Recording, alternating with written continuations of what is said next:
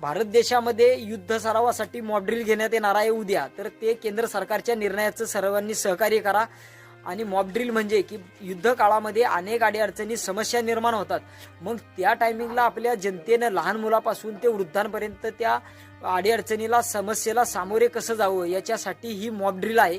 आणि मग याच्यामध्ये अनेक अडीअडचणी येतात. मग ती मेडिकल असेल, खाण्याची असेल, पाण्याची असेल, असंख्य अशा ज्या अडीअडचणी आहेत त्या उद्भवल्या जातात.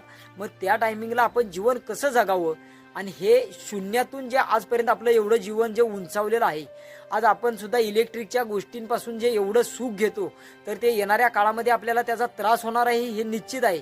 तर ते कुठंतरी कमी झालं पाहिजे आणि आपल्याला त्याचा हे सर्व नसताना सुद्धा आपल्याला जीवन कसं जगावं हे त्याच्यातून सिद्ध होणार आहे. तर ते कुठंतरी ह्या अनेक लागलेल्या सवयी आहेत त्या कमी करा. आणि त्याच्यानंतरनं जे वाहनांपासून सुद्धा आपण जे एवढं ट्रॅव्हलिंग करतो ते सुद्धा कमी करा, की जेणेकरून आपल्या ज्या पूर्वीपार ज्या गोष्टी आल्या दळणवळणाच्या त्याला पहिलं प्राधान्य द्या. त्याच्यापासून आपलं जीवन कसं जगता येईल हे विचार करा. अन्नधान्याच्या ज्या गोष्टी असतात त्या कशा साठवणूक करता येईल आणि ते आपल्याला साठवून आपली शेतीची सुद्धा शेती कशी करता येईल याचा विचार करा.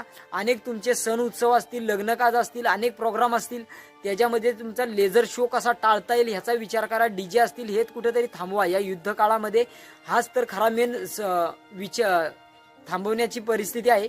त्याच्यानंतर मेडिकलची परिस्थिती, ज्या टायमाला तुम्हाला दवा गोळ्या मिळू शकत नाहीत तर त्या टायमिंगला या जंगलांमधून आपल्या निसर्गाच्या सानिध्यातून जे औषधं भेटतात त्याचा वापर करून आपलं जीवन कसं चालवता येईल ह्याचा नागरिकांनी प्रत्येकाला सांगा, माहिती द्या. त्याच्यातून आपलं जीवन कसं पुढे चालेल ह्याचा विचार करा.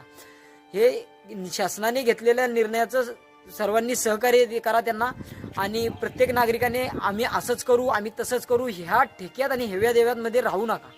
शासनाने काहीतरी चांगल्या हितासाठी निर्णय घेतलाय तर त्यालाही आपलं सहकार्य राहिलं पाहिजे.